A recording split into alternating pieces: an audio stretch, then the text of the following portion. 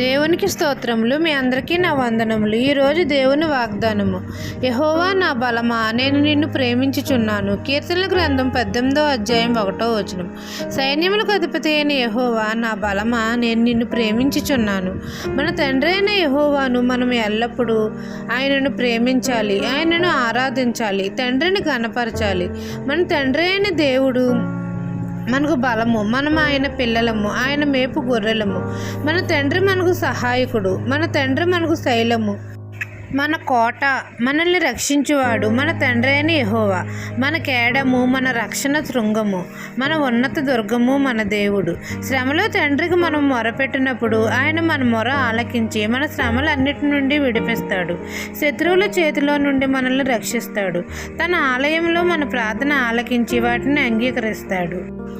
యెహోవా మనకు బలము కాబట్టి తండ్రిని మనము ప్రేమించాలి, ఆయనను ఘనపరచాలి.